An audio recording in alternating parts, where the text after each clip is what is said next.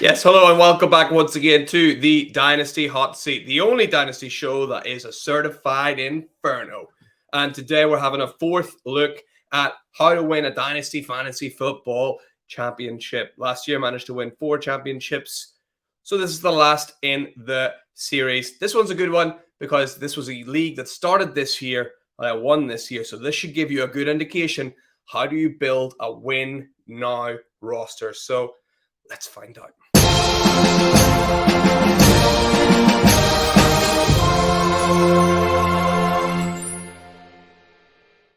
Yes, fantastic. And if you're new here, thank you so much for coming in to join. Please leave a little like and a comment on this video for, some of the trades that you see that you like the look of, or maybe you think, oh, you slipped up a bit there, or I would have done that differently.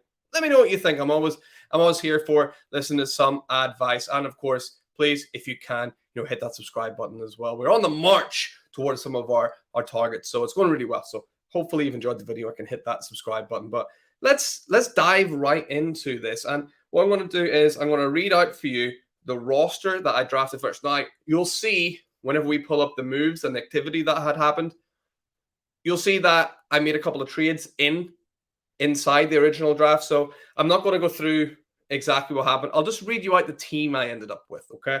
So this is a super flex draft, okay? So managed to pick up Deshaun Watson, J.K. Dobbins, and Leonard Fournette. Then a wide receiver, Justin Jefferson, CeeDee Lamb, and Chris Godwin. Absolutely love that. Tight end, George Kittle. In the flex, Michael Pittman Jr. and Mike Williams. So really went wide receiver heavy in this draft. And in the super flex position, Davis Mills. I had Dustin Hopkins, who's picked up as the kicker. Now, in this, it was the kickers that end up being the draft picks for the rookie draft, right? We've all probably done that before, right? So you'll notice I didn't really take a lot of kickers. In fact, I took Dustin Hopkins in the 25th round. So I think I had a free shot at someone in the 4th round of the draft. So you can see that's probably a good way to start a win now team, is if you kind of get rid of your draft picks and invest in those veteran players.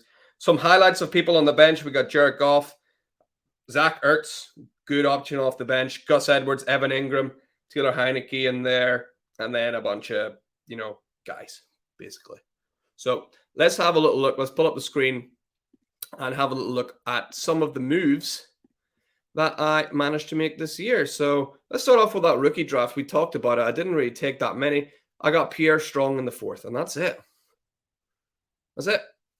Did not pick up anybody else because, like I said, I didn't invest in those kickers, didn't take those picks in the original draft, was happy enough picking up veteran players, taking value at wide receiver and going from there. So let's just move on and let's have a look at all the moves I made. I went 10-4 and managed to win. So here are some of the moves I made, like I spoke about for the startup draft. I made 1, 2, 3 of them. Yeah. 3 moves in the original draft to try and pick up some more value here and there. Obviously, it worked out pretty well. So then I dropped a bunch of guys. No one of real significance. Look at this. My guy again, Daniel Bellinger, right? Got him in so many places. Delighted to have him in so many places. So picked up Daniel Bellinger. Picked up Zaquandre White again. Picked up a lot of him. People like Jamison Crowder. Tommy Tremble. Quite like Tommy Tremble still. Have quite a lot of him. No one really, breaking the bank here. But look, again, like I said, active in August, active in September, active in October, picking up guys. Ben Skoranek. People here and there. Not making massive trades, but, doing enough. Here, now, this is Jared Goff's an interesting one. We'll get back to him. I had Jared Goff. I traded away Jared Goff for a 24 first and a 23 third to get Tua Tagovailoa.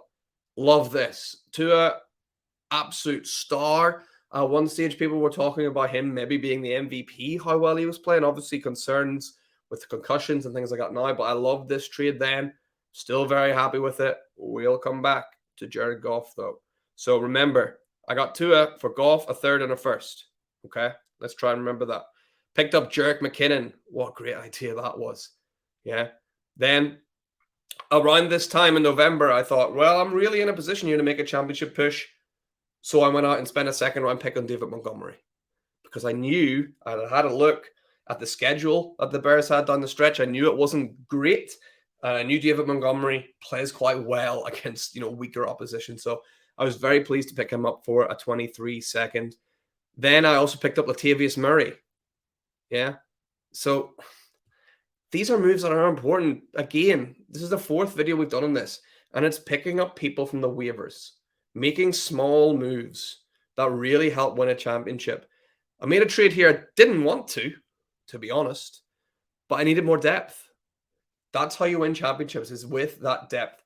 Devonta Foreman was someone, I don't know if I ever even played him, but I needed that security blanket there. So I picked up Devonta Foreman and Juju Smith-Schuster for Mike Williams. I'm not delighted with that trade, all right? But I needed that security blanket. If a wide receiver went down, I can put in Juju and be happy about it. If a running back went down, I can put in Devonta Foreman and be happy about it. And Mike Williams, you can't trust Mike Williams because he's always injured, because he's boom and bust. So I was happy to get extra security on there, even though you might argue I lost that trade. But I don't care, because you win a title at the end of it, right? Then we're making small little moves here. Nothing massive. Look at this. We go and we get back Jared Goff. You can see, obviously, I was having trouble, at quarterback. We're getting people like Kyle Allen, Colt McCoy. Tua, as we know, didn't play towards the end of the season. So I go out, I get back Jared Goff, and I give up Leonard Fournette. So pleased with that deal. Really, really happy to get rid of a running back who, isn't really playing too much for me, because I've gone out and I got Devonta Foreman. I went out and I got Latavius Murray. I went out and got all these people, so I can afford to give up a little bit of piece there to get in Jared Goff.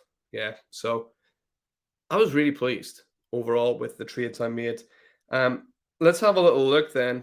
I'll remind you of the team I had, and then let's look at the team that started the championship final. So the original team I drafted: Deshaun Watson, quarterback; Dobbins and Fournette at running back; Jefferson, Lamb, and Godwin at wide receiver; tight end Kittle; Michael Pittman Jr. and Mike Evans in the flex; Davis Mills, super flex. Yeah. The team that started the championship match: Deshaun Watson, David Montgomery, and Jerick McKinnon, 2 completely different running backs. Wide receivers: Juju Smith-Schuster, CeeDee Lamb, and Chris Godwin; George Kittle in a tight end; Justin Jefferson, Evan Engram in at that flex spot. And then, what a guy, Jared Goff sitting in there. He was the guy that got me over the line in that super flex position. Delighted with that. And that's how you win a championship, guys. That was it. Again, nothing, I would say, groundbreaking once again, but just making those moves at the right time, picking people up off waivers, finding blanks in your team, finding blind spots that others might have if they're like supporting certain teams and you want to trade because they know they like certain players. Yeah, nothing special. Just keep working, keep on it, keep sending out trade offers. You should have more trade offers rejected than you have accepted. It should be 10 times over, probably. So stay active, keep trading, keep looking, find blanks in your team and secure them. If you're going to make a championship push, don't be afraid to get rid of picks. Don't be afraid to get rid of players, to bring in experience, to bring in safety, because that is what wins you championships, unless you get lucky with injuries. But in today's NFL, you're just not going to get lucky with injuries. You're going to have players injured a lot. So that's my advice. Stay active, create security blankets for your team, and don't be afraid to get rid of people.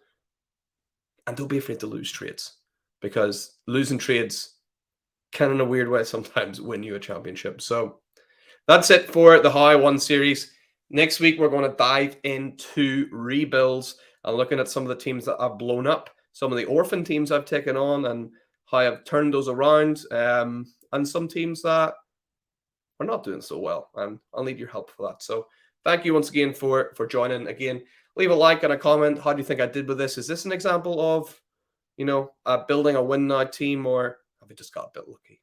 Possibly, who knows? And like I said before, let's hit that subscribe button. Let's keep pushing the subscribers up. Thank you so much for joining. In the meantime, keep yourselves and keep your teams lit, and we'll see you next time.